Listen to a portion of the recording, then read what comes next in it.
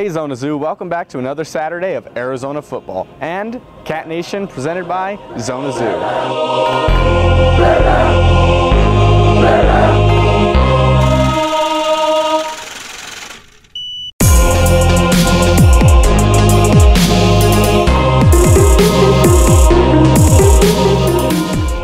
On this episode of CatNation, we caught up with silver medalist Brigida Barrett and some Arizona football players. Jake stopped by practice to catch up with some of the guys, but first let's see what Zona Zoo crew is up to this weekend on the road.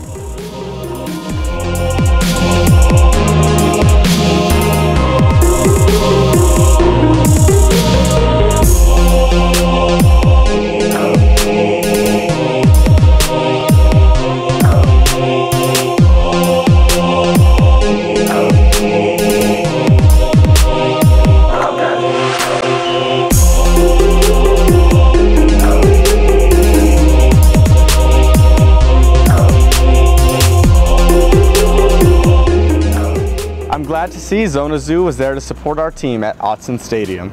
Let's see what some of your players have to say about tonight's matchup against Oregon State and what they need from you, Zona Zoo.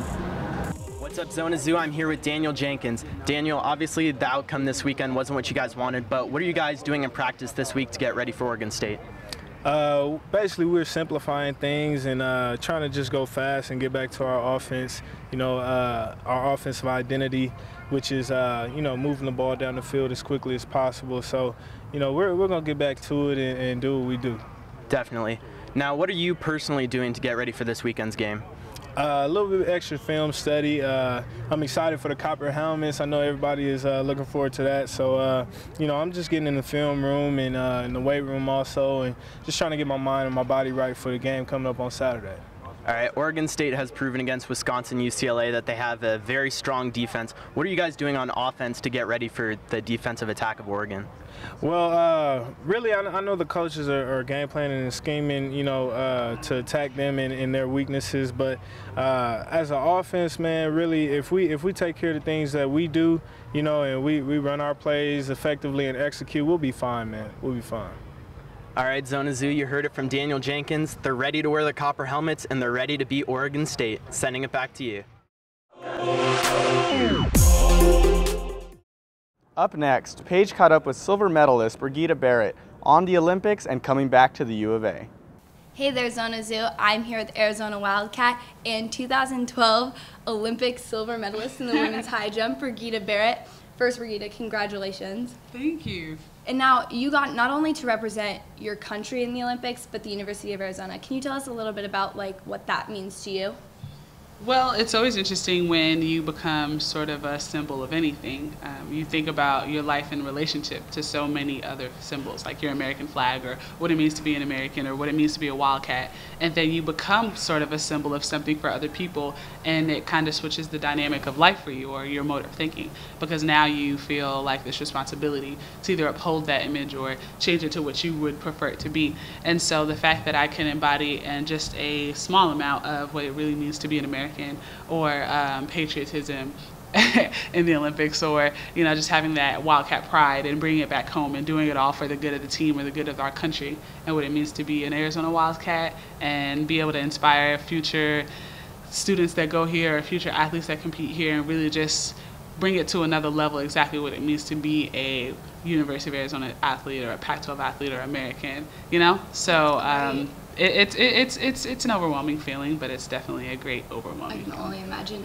So what goes through your mind? Was that at all on your mind going into the Olympics, or was it just kind of It was. I feel that God allowed me to stumble upon that thought process, because in the Olympic trials, a couple of days before I was competing to make the Olympic team, I do a lot of visualization, so I watch a lot of old YouTube videos of high jumpers that I feel like are great, or high jumpers that simulate my technique that I use.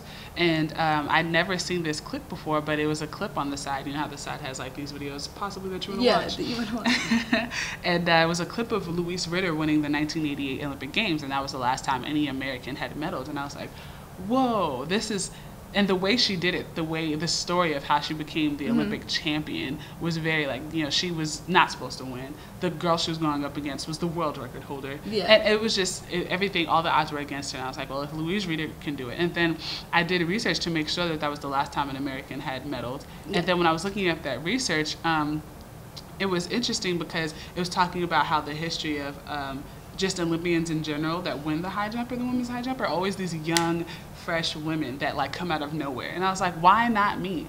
Why not me? That's great. Now, you were recently recognized at an Arizona football game. What was it like for you to hear the reaction of the Zona Zoo fans?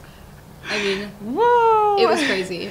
It was. I'm not gonna lie, I didn't expect that kind of reaction. I usually try and stay as humble as possible and, you know, not try to let it all get to me so that people can understand, you know, I'm still the same Brigida that I was before the Olympics, before Division I athletics, before any of this. But to get so much love for something that I did, it put me on the other side because sometimes I don't give myself enough credit. I don't allow myself to celebrate as much as other people do or whatever, because I'm constantly trying to be like, you know, Brigida, you know, this doesn't change anything. You still have to keep working hard. You're still a human being that's down to earth. But for that moment, to receive so much love from so many people that I know, but also like just people that they feel connected to me because we go to the same school.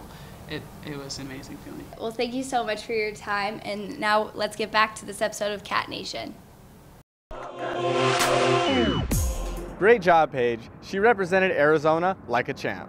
Here's a friendly reminder from Students for Sustainability on keeping Arizona Stadium clean. Hey Wildcats, I'm here with Natalie from Students for Sustainability, and she's going to tell us a little bit about greening the game. So Natalie, what is greening the game? So Greening the Game is a Students for Sustainability initiative, and what we do is we collect recycling at the game and at tailgating.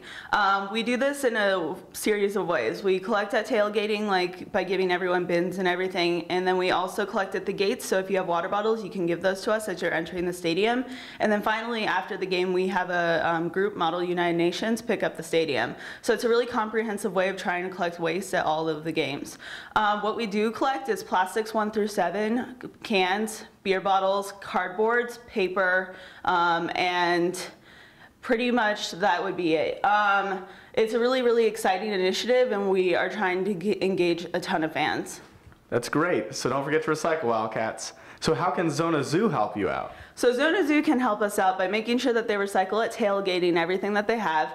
And then also when you're going into the game, you can bring a reusable water bottle into the stadium. All you have to do is make sure it's empty, and then you can fill it up at concession stands so you don't have to use those water bottles.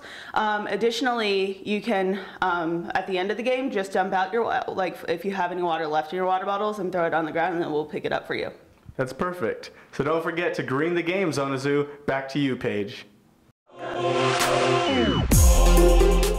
That's it for this week's episode of Cat Nation presented by Zona Zoo. I'm Paige Kuhn. And I'm Mark Small. See you next time, Wildcats.